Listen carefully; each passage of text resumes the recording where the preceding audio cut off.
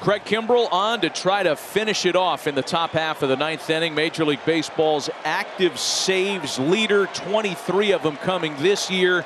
Gets 8, 9, then top of the order in the ninth inning today. Yeah, 440 career saves for Craig Kimbrel. Trent Grisham has had a big afternoon. An RBI single, a homer, a base hit in the sixth, make him a perfect 3 for 3. And Craig Kimbrel has been awesome as of late. He's only allowed 1 earned run in his last 21 innings pitched. Kimbrel was wobbly early this year, led to far too premature speculation that the Orioles would be shopping for a closer. People were saying, how much would you pay for the flamethrower in Oakland? Would you trade Westberg? Would you trade Cowser? Would you trade Holiday? All that talk has calmed down because Kimbrel has been great the last 2+ months. Yeah, he's really found a fastball location, and that's always a key for him. Like it is any pitcher, really. He's got that low release point, so it's almost an upshoot on the fastball. Got a really nice high spin rate. And look, the velo lately has been ticking up a little bit. We've seen him up to 96, 97. He's got that good breaking ball behind it. 2 balls and 2 strikes.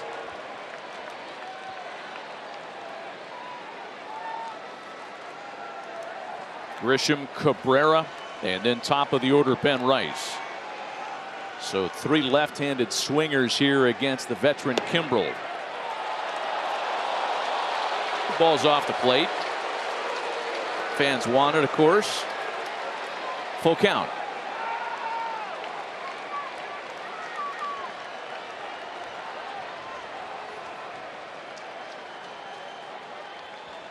Three-two pitch. And the leadoff hitter's aboard in a 1-run game to start the ninth. Boy, Trent Grisham owned 4 times today. A homer and 2 singles, a couple of RBIs, and now a walk. Yeah, a couple of real good takes from Grisham there to work that leadoff walk. And here's an opportunity to bunt him over. You got to get that tying run into scoring position. Kimbrel's tough to bunt off of. Yeah, he throws a lot of high fastballs, and it's hard to get on top of it and put it down. First pitch to Oswaldo Cabrera misses up and in. A single sandwiched in between 2 strikeouts on Cabrera's line today.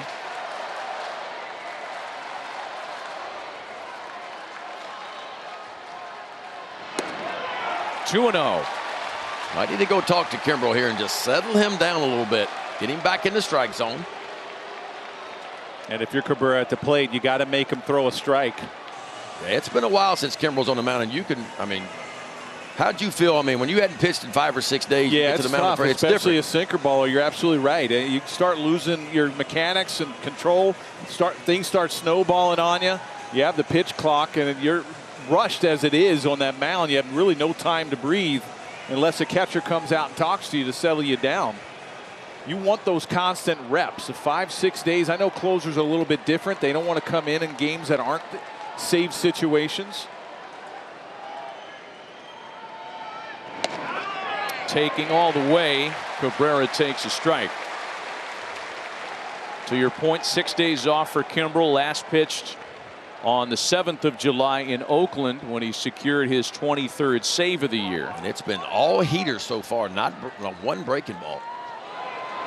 Grisham runs. Rutschman's throw down is not in time.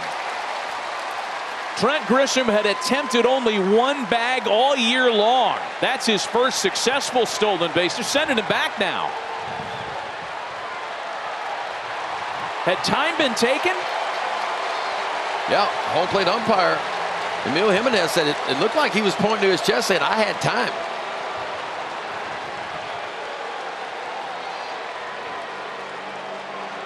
Well, that's a shame for the Yankees because no Oriole really reacted as though time had been taken. No, Kimbrel started his windup. He's very slow to the plate. Where's this time? Oh, Maybe that's what it was right there. The umpire interfered. Umpire interference on the throw from McCann. When McCann reached back, wow, the elbow and arm hit the home plate umpire in the face mask. And is that a judgment call? I mean, that was an easy stolen base. There's no way. I think it's one of those automatic things. No matter what's going on, if the umpire gets in the way and it hits the arm or gets in the way of the catcher, it is a dead ball and runner has to go back. We have seen this once before this year. They're going to talk about it. I mean, Grissom had this base stolen. He didn't even slide. Yeah, he got a one, and the lead's not a big lead.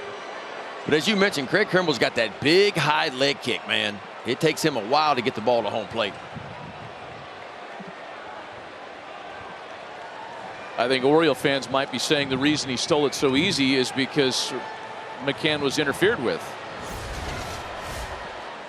Boy, Baltimore really catches a break. So 2 balls and a strike to Cabrera. Grisham back at first.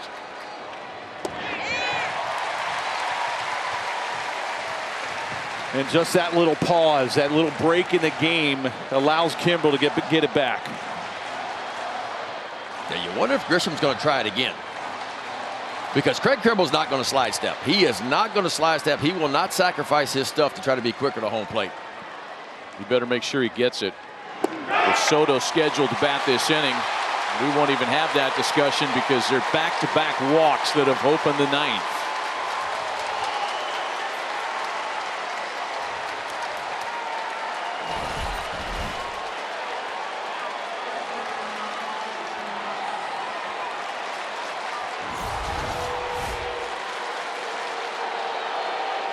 Well, again, you have a sacrifice situation to try to get that tying run over to third. Go ahead run at second, but Ben Rice, when he was in the minors, he was the middle of the lineup hitter. Right.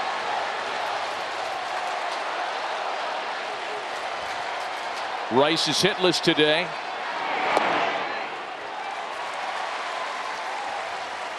There's your first breaking ball. The Yankees have had opportunities today. 1 for 5 with runners in scoring position. They've stranded 8. High drive out to right field. That one's got a chance. Santander will watch it fly. Santa Maria.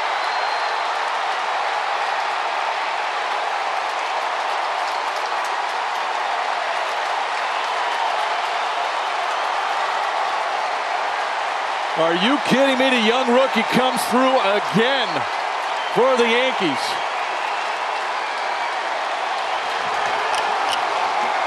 Two walks and a bomb. Boy, he just sat on a fastball and he got one right in the heart of the place. Ben Rice, his 6th long ball of the year, make it 19 RBIs. And what do you know? The Yankees have a 2-run lead. And now not only will Juan Soto get an at-bat, Aaron Judge is guaranteed a plate appearance as well. My, how things have flipped. And when you get the 2 teams with the top slugging percentages in baseball on a hot summer day in Baltimore, runs can be posted in a hurry. It's 2-0 to Soto.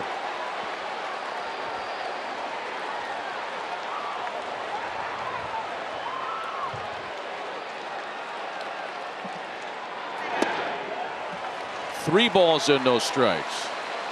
6 days in the layoff. That cost Kimbrel. Yeah. And they're going to have to get some action in their bullpen quickly.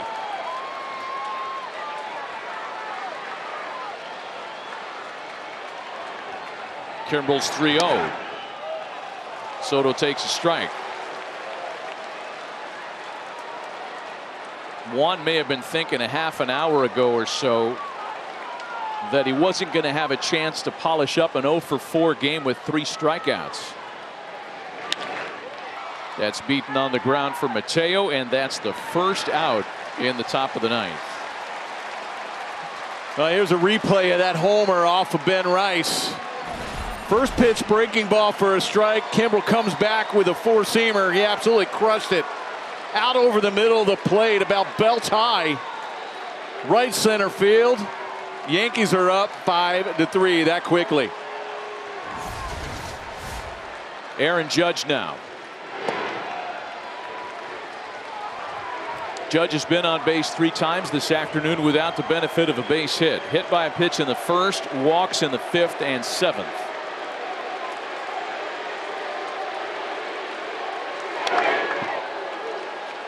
A ball and a strike. Well, there won't be 441 in the save category for Kimball today.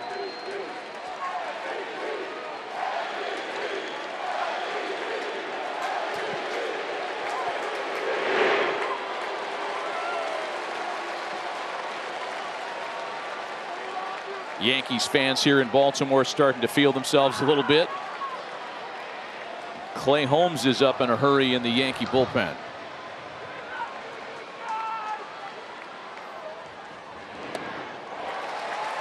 Took just enough off, and Judge out in front, 2-2.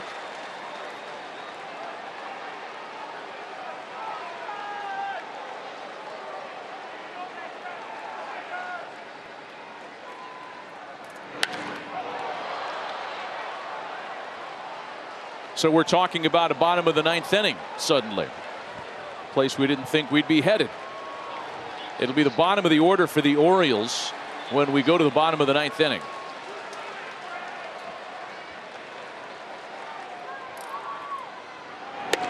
Got him. That's where Kimball likes to throw his fastball up in the zone. It plays much better there. He never got it up to Ben Rice, and Ben Rice got it up and out of here for a 3-run homer. Yeah, he's got that good upshoot fastball from that arm delivery. Around 3/4. And that's where you want to attack Judge too, because it's a big bottom to top swing, uppercut swing. Fastballs up typically work on him if you can get him there. So now Alex Verdugo, who's 0 for 3 with a walk, just a 1 for 12 series so far for the Yankee left fielder.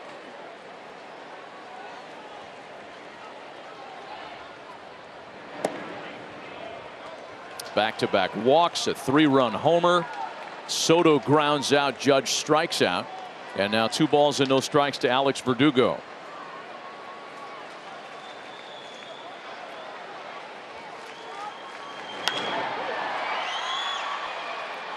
Out to the opposite field.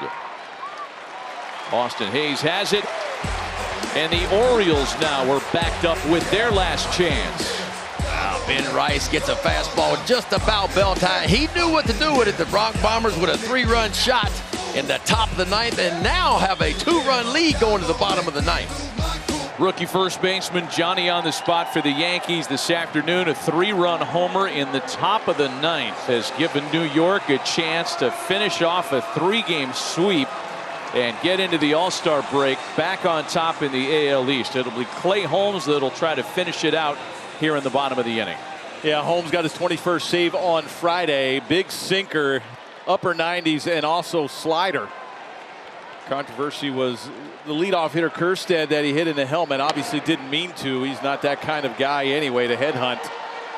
He's got nasty stuff, but he also has a little bit of a cushion now with that 2-run lead. Yeah, and Kyle Stowers will be the pinch hitter for the Orioles.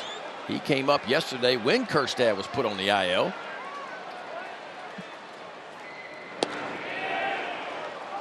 It'll be Stowers, Cowser, and McCann, bottom of the order here for the Birds.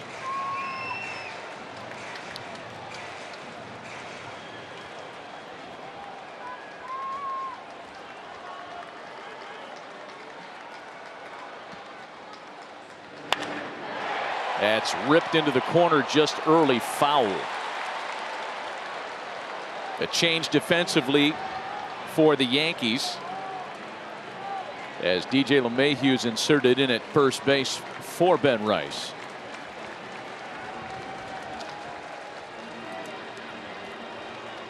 A ball and 2 strikes to Kyle Stowers.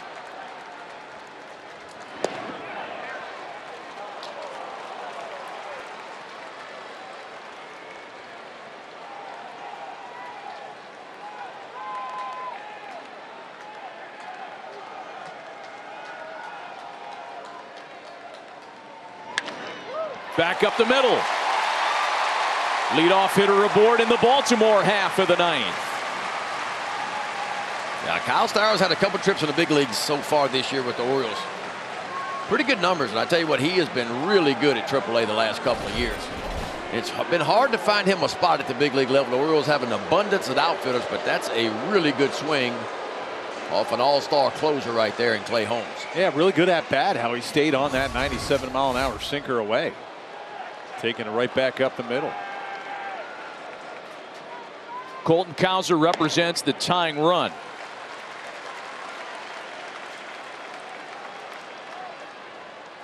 Oh for 2 with a walk, had a 2-hit game 2 in this series yesterday afternoon, and that on the heels of an 0 for 13 stretch.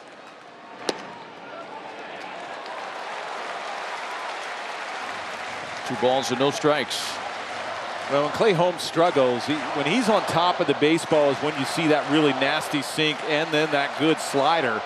When he gets on the side of it, that's when the ball flattens out just a little bit. That slider hangs there. There's that sinker there. Just on the side of the baseball allows that ball to flatten out a little bit. You don't see that nasty sink that you're used to seeing from Clay Holmes. Another pinch hitter waiting on deck for Baltimore. As Cowser lays off again, and he's in front now, 3-1.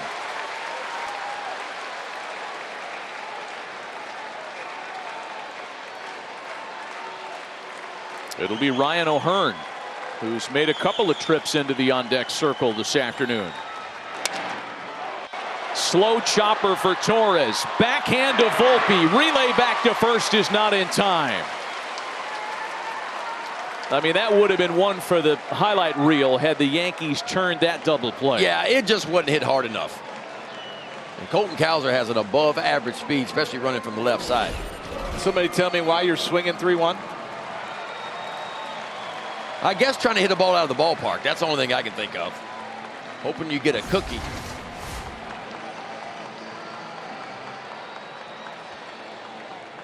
One on, one out now, and it'll be Ryan O'Hearn as the potential tying run.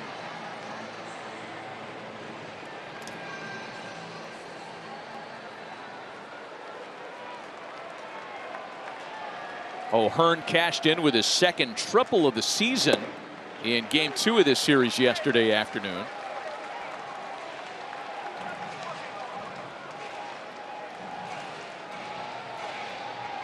Clay Holmes falling behind a little bit more often than we're used to seeing from him so far.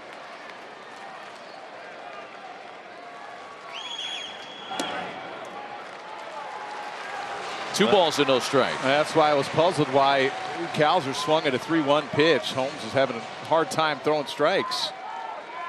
You're going to get the same pitch 3-1 as you are 3-2. Usually.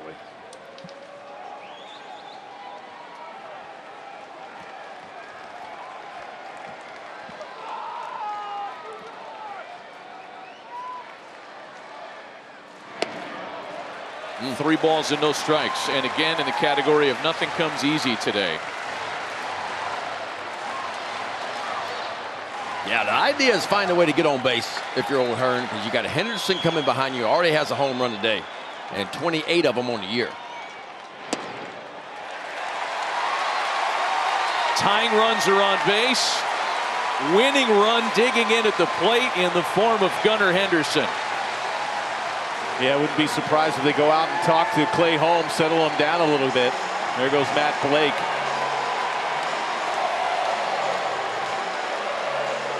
It's just never easy, is it? I mean, the Orioles could not have asked for a better situation here. I mean, this is playing right into their hands. Their best and hottest hitter at the plate. Their biggest power threat as the winning run in a 2-run game. And Ben, you got to be sitting dead red, right? You got Holmes that hadn't been able to get over his slider. I think if you're Henderson, you're sitting all over the fastball. And Holmes can sink it in there pretty good now. So you want to see that sinker start just above the knees. Don't attack the one at the knees because you know it's going to fall out of the zone. Gunnar Henderson's a really good low ball hitter like most lefties are. So this kind of plays right into what he likes to do. Having a pretty good year. Leads Major League Baseball in runs scored, third in homers. See where he is in slugging, total bases, and WAR. He is #1 in all of Major League Baseball.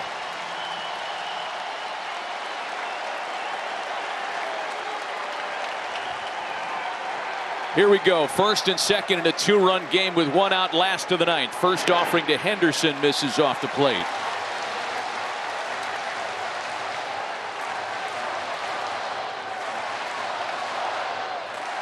The homer came against Carlos Rodon in the third and flipped the score, giving Baltimore a 2-1 lead. Good pitch and a better take by Henderson. Not one you're going to hit hard right there. Right. Also, you got to make Holmes throw a strike. He's been all over the map with the fastball and the slider.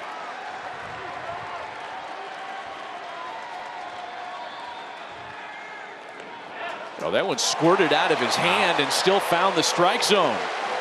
What a left turn that pitch took. Anything turned like that ought to have a blinker on it. I mean, look at that thing turn. I mean, Henderson sees it out of the hand. It's a ball out of the hand because it's starting off the plate. It just quickly took a hard left.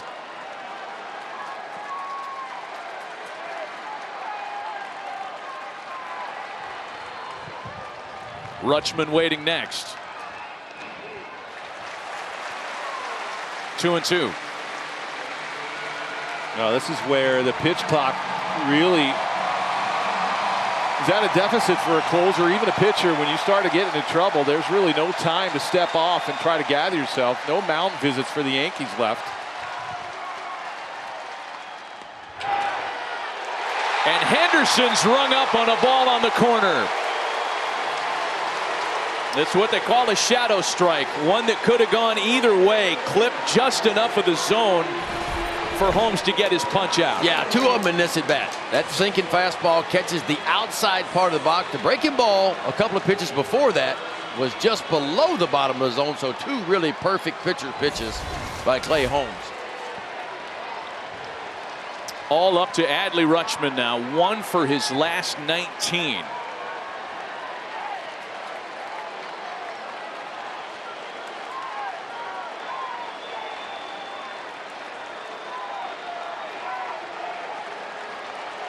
A leadoff pinch hit single. A fielder's choice play, then a base on balls. Put the tying runs on base. A ball and no strikes to Rutschman.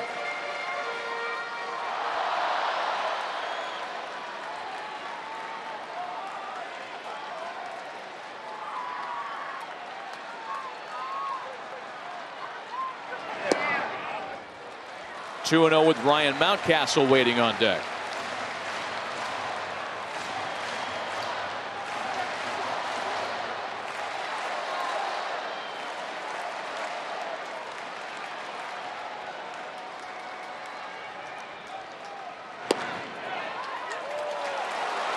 Three 3-0 now.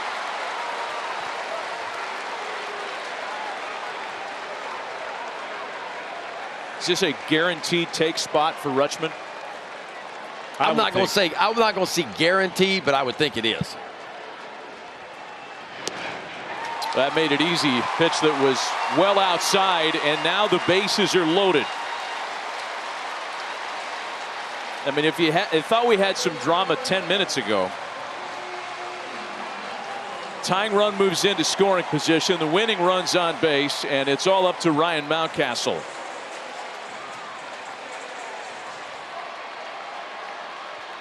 Clay Holmes has put himself in a tough spot. 2 gone, last of the ninth in a 2-run game. Mountcastle thought that ball was in. Yeah, I thought that was in as well. It's off the plate. Stowers, O'Hearn, and Rutschman aboard with 2 away, last of the ninth. Lost his bat. Goodness. Boy, that could have really hurt somebody in the Yankee dugout. It broke in half. Yeah, it broke way down on the handle too. Wow. Well, that's a nasty sinker. Watch this bat just explode.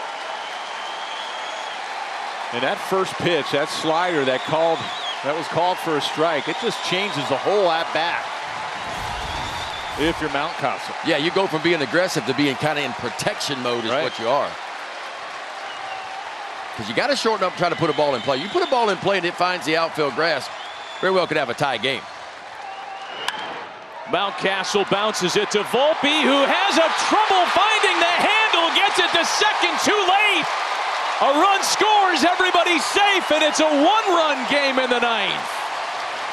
And you usually don't see that from Anthony Volpe. He let that ball play him.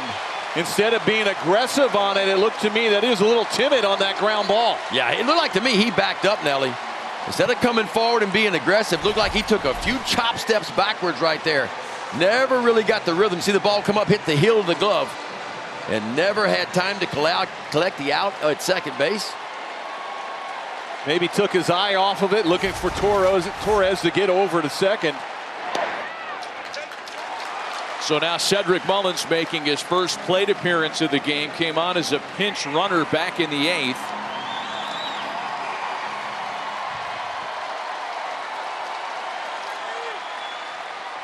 No more breathing room for Clay Holmes. Mullins to left. Verdugo started in, and the Orioles are going to win it. Oh, my! Welcome to Club Sed.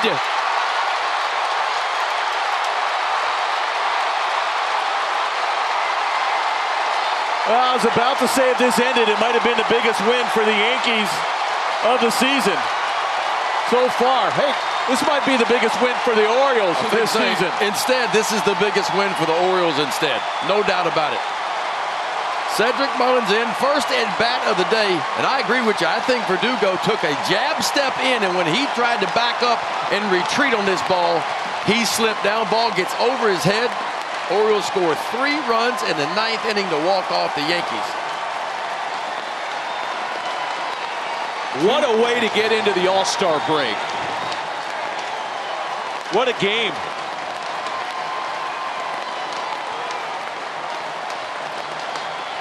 Two defensive players for the Yankees. Verdugo, a very good left fielder, and also Volpe, a Gold Glove shortstop.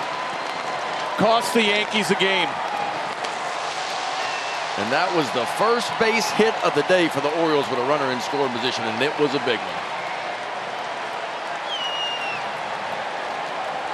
I mean, we've seen some wild ninth innings in Major League Baseball before the All-Star break. The Padres and Diamondbacks had a crazy ninth inning a few Fridays ago.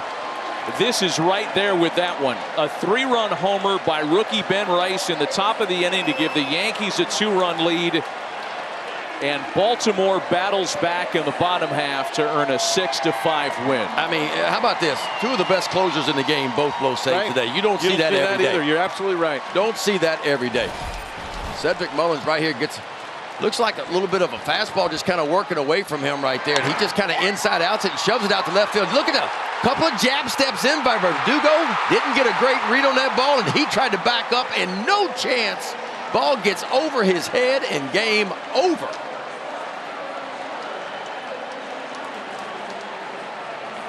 Well, the Orioles, who'd had such a hard time stringing together big innings, a great lineup that had gone cold. It finds its footing again in 1 inning. And the Birds will get into the All-Star break in first place with an emotional win over their biggest rival.